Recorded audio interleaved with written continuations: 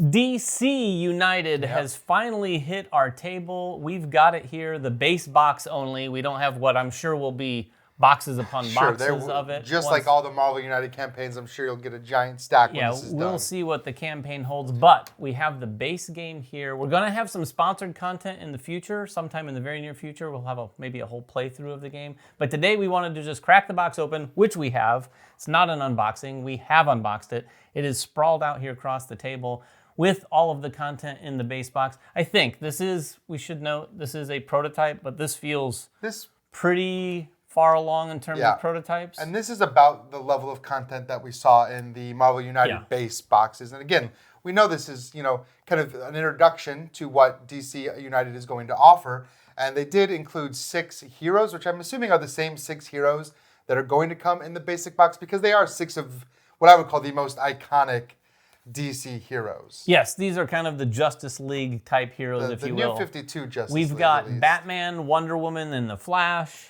We got Aquaman, Cyborg, and Superman. Yes, and all of these characters, they're very similar to what you've experienced with other United, but we did want to highlight some of the things that we think are new.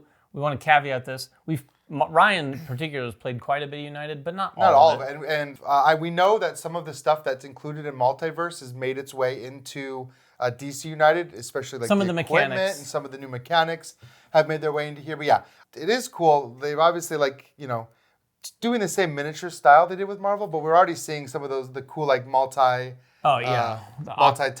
Aquaman here, and some of this was in some of the last campaigns in the as Multiverse well. one, But Aquaman here has some nice blue water effect on his miniature.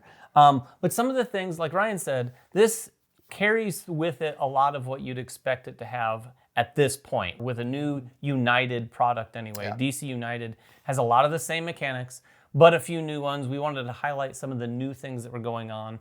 Before we do that, let's square off on the rest of what's sitting here in front of us. We got some villains. It looks like there to be 4 villains that you're going to have. We've got the Joker set up with his dashboard right here. Some unique rules, as you might expect. The villains operate very differently. I actually played this the other day with the Cheetah, which is kind of the introductory one that they suggest you start with some introductory locations. We have locations like Gotham City, Hall of Doom, Hall of Justice, the Watchtower, Central City. If you're a DC fan, you're familiar with all these. But the rest of the villains, we've got some big hitters. We've got Lex Luthor. We've got Darkseid. We've got the Cheetah, like I mentioned, and the Joker. Oh, I love the Darkseid is pretty much the highest power level we've got in this game. Yeah, for sure, he is kind of probably going to be one of the tougher customers. So I do like we have Lex Luthor with his power armor and everything. So it's a little bit stronger Lex. It is really interesting. And again, if you've played United, you know this, but I've taken a peek at the different bosses and how they operate. Even their threat cards, like the Cheetah's threat cards are the basic sort of more standard ones. Some of them are repeated. Whereas you get to Lex Luthor, all of the threat cards are henchmen, which are like various members of the Legion of Doom or something like that. Then you've got Darkseid, which is a little unique. All of the threat cards are not traditional threat cards. They don't have a lot of the places where you can place icons. And from what it sounds like, the way his mechanics work is he'll move around, and when he goes to a location, the cards you put out as his threat cards, they'll flip. If he goes there, I think, a second time, it's taken away. So you're not trying to remove the threat cards in his. You're actually trying to, I guess, defeat him before he removes the threat cards. Well, and that's something that we've seen across all of the different Marvel United products, is that every boss brings such a unique flavor to the game. Yeah. And I would say that this does feel a step above, introducing some more uniqueness to the characters and the different ways that you have to defeat them and the ways that they interact with the board state and things like that. Yeah, and like we said, there are some similar elements. Equipment, I think, was brought into the mix in one of the last ones. Multiverse. And they have equipment here. And in fact, I saw somewhere where it suggested one of the designers were saying they were working on this, obviously in similar time frames.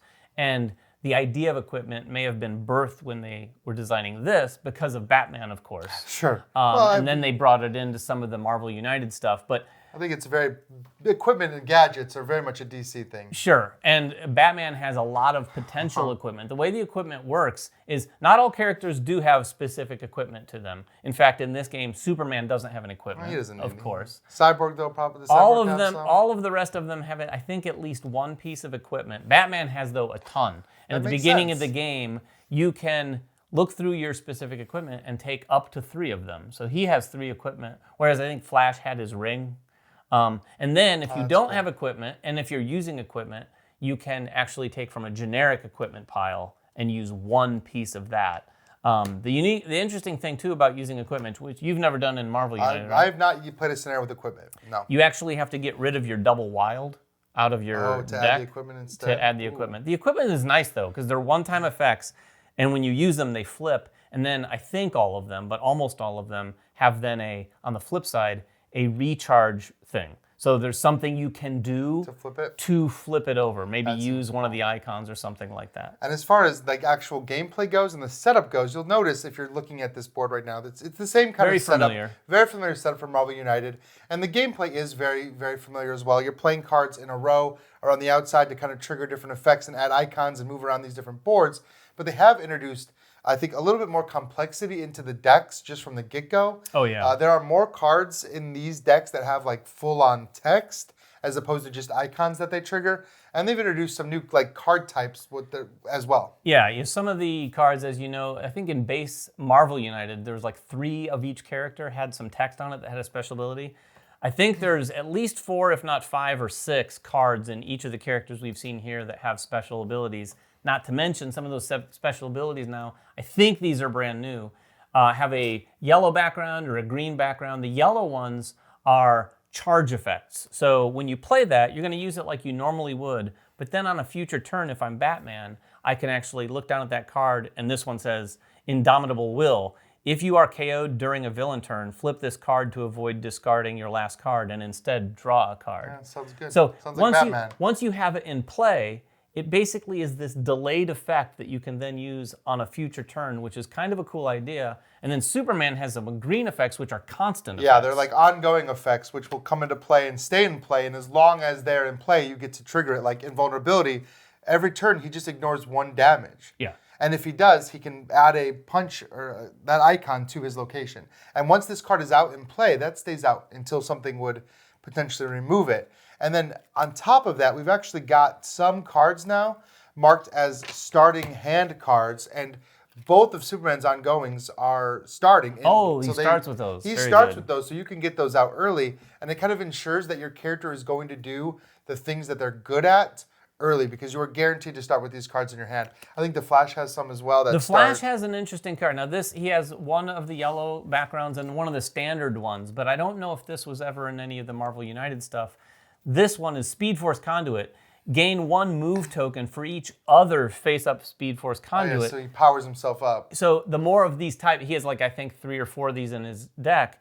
If the more of those you get out there, so the longer you are into the game, the next one you play, he can move around. So he gets a ton of move tokens, and then he can move, and he does a free attack or heroic nice action everywhere in each location that he goes to, which is incredibly thematic, which is really cool. And then he has one with the yellow background that even benefits from all those cards as well. And a lot of the things you're doing from place to place are kind of the same. You're fighting the henchmen, rescuing the civilians, defeating criminals off these cards, trying to match these icons.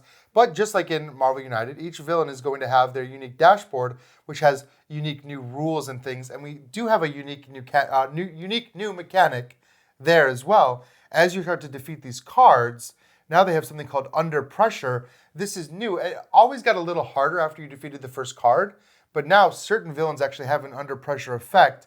Once this icon becomes available, then that will add on to their power every single turn. Yeah, basically, at least in the Joker's case, upgrades his BAM effect. So he has that effect that happens whenever that happens on one of the cards that you flip. But then it gets worse. There are some other interesting things with the Joker in particular. He has a mechanic where he actually replaces one of the mission cards with this Investigate the Joker thing. And Ryan doesn't even know this, but one of these thugs that are out here right now is actually the Joker. Oh, I didn't know that. When you set the Joker up, you actually shuffle all the thugs together. That's really cool. And you mix this one in right here that has the Joker on the back instead of a civilian. That's really cool. And you actually have to go out there and defeat thugs, and you flip them over to find out if you found the Joker. And when you find him, you're investigating the Joker, and this marker moves up here to try to investigate. I haven't got to play this yet. So no, that is pretty cool. And I haven't played this one in particular either, but I gotta say, I've always been a big fan of DC, especially the animated stuff. The animated shows are some of my favorite. And seeing these characters in this format is pretty awesome. I'm actually one of the people that loves like that chibi style that they've been doing with the Marvel. Too. You know, I love it. And apparently a lot of people do.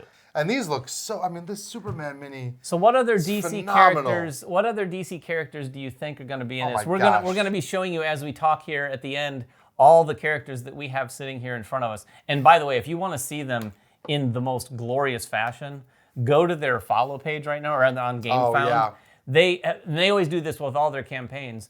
The pictures they show, if I understand correctly, are actual photos of painted miniatures. I forget the company that they use that paints them, but they do this awesome like. I think they're the best painters on the planet. They do like this, like they look like flat 2D images when they're done. They do. And they've showed them, and you can watch their painting process online. And when they rotate them, you're like, no way. Oh, they have videos? They have videos that show them painted, and then they'll rotate them, and you're like, from every angle, it just looks like you're looking at a flat art. It's just incredible. They're amazing. And like I said, even without the paints, they look really cool. Yeah. Who do you think we'll see in some of the, because obviously there will be expansion content. Just give me Booster Gold and Green Lantern. That's all I need. Booster Gold. I mean, love Booster Gold. I'm sure if they dig deep, there's That's a not lot even that deep. Will we have Egghead? That's pretty deep. Condiment Man, that's a deep cut right there. There's a lot of DC heroes and villains out there. It'll be interesting to see what they add to it. But let us know in the comments below what you think. If you're excited about DC United, where you stand on the Marvel versus DC spectrum. I like both, quite frankly. I do enjoy both. I'm like, this is how I've been my whole life. It's like, Batman, Spider-Man, then Marvel, then everything else. Like, I put Batman right up there with my favorite comic books. See, I'm not a comic book guy. Like I said, animation's what does it for me. Batman the Animated Series. And I love all the animated stuff. X-Men 97, but also Batman the Animated Series and the Superman series and Justice League after that. The new My Life with Superman. Oh yeah, that's actually fantastic. But anyway, we're nerding out at this point. Let us know what you think in the comments below. Until next time, make sure everyone has fun at the table, and we'll see you then.